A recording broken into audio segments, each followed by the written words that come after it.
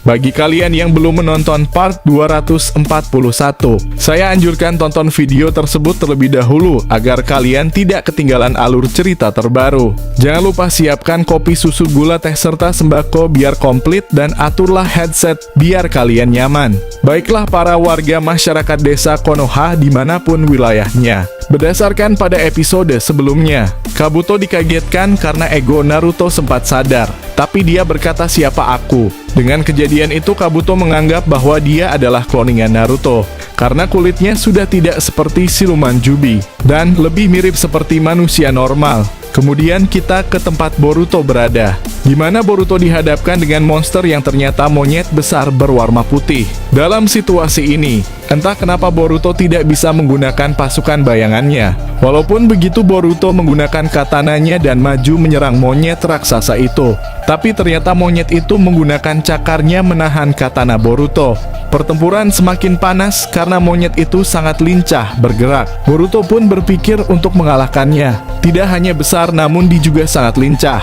Aku harus menggunakan cara lain. Boruto pun memasang tanda Hiraishin di mana-mana serta berkata, "Aku tak mau bermain-main di sini melawanmu." Boruto pun mengeluarkan pedang kegelapan.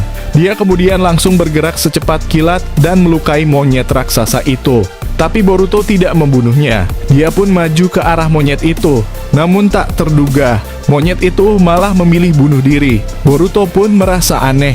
Sebenarnya tempat apa ini? Kau membawaku ke tempat apa, Toneri Sensei? Namun tiba-tiba Boruto merasakan sesuatu dari dalam tubuh monyet itu. Dia melihat tanda seperti mode Sage atau Senjutsu, dan tiba-tiba tubuh monyet itu menjadi kecil berukuran normal. Kemudian Boruto berpikir, aku seperti tidak asing dengan tanda ini. Apakah benar ini tanda mode Sage? Tapi selama aku di Konoha, aku tidak pernah melihat Konohamaru Sensei menggunakan mode Sage monyet. Bahkan pada akhirnya dia mempelajari mode Sage katak seperti ayah, dan dia gunakan saat melawan siluman Shinju. Boruto pun melanjutkan perjalanannya dan masuk lebih dalam ke hutan itu. Setelah beberapa kilometer terbang mengelilingi hutan, Boruto melihat gerbang yang sangat besar dan kuno. Boruto pun mendekati gerbang itu. Bahkan di gerbang itu terdapat simbol berbagai dojutsu yang ada di dunia shinobi. Kenapa ada simbol berbagai dojutsu di sini? Tapi anehnya ada simbol dojutsu yang sudah rusak. Aku sangat penasaran dengan simbol ini. Sebenarnya simbol dojutsu apa jika ini tidak rusak? Dan tiba-tiba mata Jogan Boruto aktif dan terhubung dengan simbol yang ada di gerbang itu. Simbol itu pun menyala dan tidak ada perubahan pada gerbang tersebut. Boruto pun bingung. Apakah aku harus mencari semuanya? Berarti mungkin aku harus membawa semua dojutsu yang ada di simbol ini, kemudian menghubungkannya agar gerbang ini terbuka. Aku sangat penasaran ada apa di balik gerbang raksasa ini. Kemudian daripada itu kita kembali ke tempat Kabuto, di mana Kabuto sedang berbicara secara tertutup dengan Kakashi dan yang lainnya. Tuan Hokage, aku terkejut, dia sudah sadar, namun tidak mengenali dirinya sendiri. Tapi Kawaki belum sadar. Aku hanya menganalisa saja bahwa dia sudah bukan lagi ego Naruto. Atau mungkin dia ego Naruto yang berpenampilan 100% seperti Naruto. Kashin Koji berkata, jadi secara tidak langsung pemisahan tubuh itu membuat ego Naruto berevolusi menjadi cloning Uzumaki Naruto. Memang ini terlihat tidak bisa dipercaya, tapi itu bisa saja masuk akal. Di mana ego Naruto mempunyai sel Naruto, seperti diriku yang menjadi cloningan dari pertapa Sage Jiraiya. Kakashi berkata, jadi apa maksudnya ini? Apakah dia akan menjadi sekutu kita? Ataukah kita akan menganggap dia sebagai Naruto? Jika kita menganggap sebagai Naruto asli, maka akan ada pertanyaan dari warga.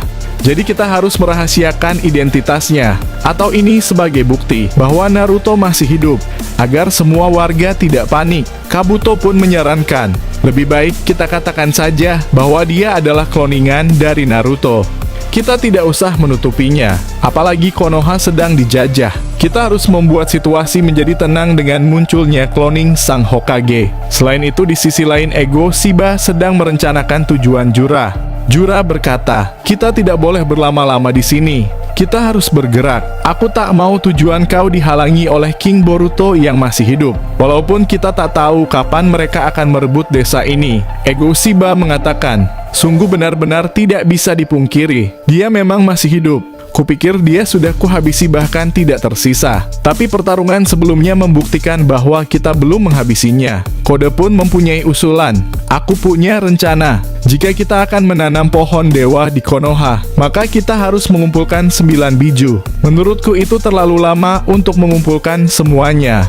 Jura pun menjawab, itu tidak masalah. Kita tidak harus mengumpulkan semuanya, karena aku tidak membutuhkan pohon dewa yang sempurna.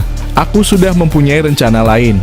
Aku hanya ingin melahap para biju yang ada di dunia ini. Dan terakhir, aku ingin melahap QB ekor 9 yang ada di tubuh Uzumaki Himawari. Ego Shiba berkata, kalau begitu, kita harus bergerak secepatnya, sebelum King Boruto datang dan menantang kita untuk bertarung.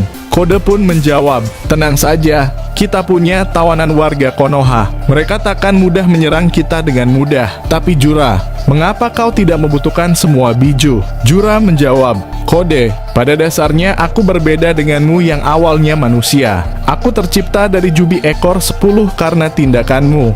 Jadi aku bukan pohon dewa.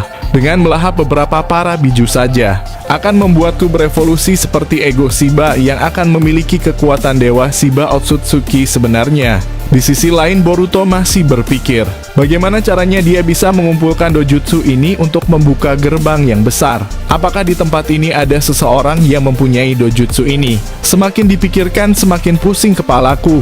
Aku akan keliling hutan ini lagi. Boruto pun terbang dengan cepat, berharap menemukan sesuatu. Tidak begitu lama, Boruto menemukan sebuah sungai. Dia kemudian turun dan meminum air di sungai itu. Dan secara tiba-tiba dia melihat darah mengalir di sungai. Boruto pun penasaran dan mencari sumber dari mana asal darah itu muncul.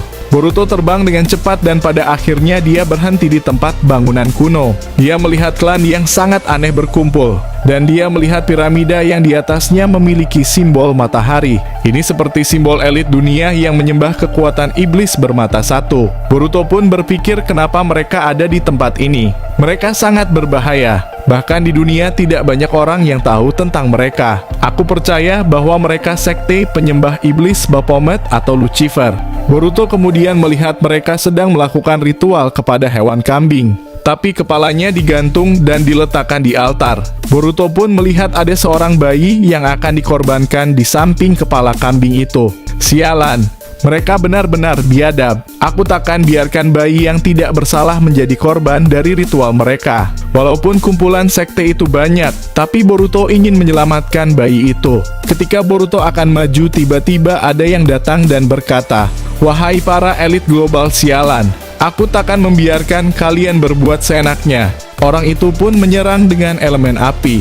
Boruto sangat terkejut, karena serangan api itu sangat mirip dengan jutsu Madara. Dia menembakkan bola api besar yang jumlahnya lumayan banyak. Sangat cocok untuk melawan kerumunan musuh. Setiap bola apinya sangat panas dan sangat kuat sehingga sulit untuk dihindari orang biasa. Orang itu pun langsung membawa bayi itu.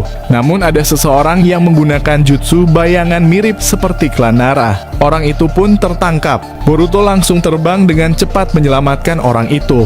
Boruto menyerap teknik bayangan itu dan menolong orang itu bersama bayinya. Mereka pergi sejauh mungkin menghindari pertarungan. Boruto pun berhasil menyelamatkan bayi itu bersama orang tidak dikenal. Mereka pun berhenti di suatu tempat. Orang itu membuka maskernya dan berkata, "Terima kasih sudah menyelamatkanku dan bayi ini." Boruto sangat terkejut, karena dia adalah seorang wanita. Bahkan ternyata dia mempunyai sepasang saringan di kedua matanya.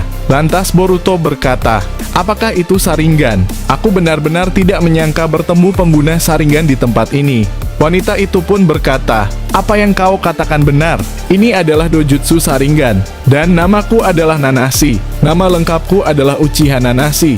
Mendengar hal itu, Boruto benar-benar terkejut. Bagaimana bisa dia bertemu dengan penyandang nama klan Uchiha selain Paman Sasuke dan Sarada? Aku benar-benar harus mencari siapa sebenarnya dia. Aku juga membutuhkan saringan untuk membuka gerbang kuno. Dan episode ini berakhir. Kita akan melanjutkan di video selanjutnya, kawan-kawan. Jangan lupa berlangganan serta aktifkan notifikasinya agar kalian tidak ketinggalan prediksi Boruto terbaru. Karena dukungan kalian membuat Mimin semangat membuat prediksi ke depannya. Mungkin itu saja dari kami jajaran ketua Kage di semua cabang. Goodbye, dah kawan-kawan.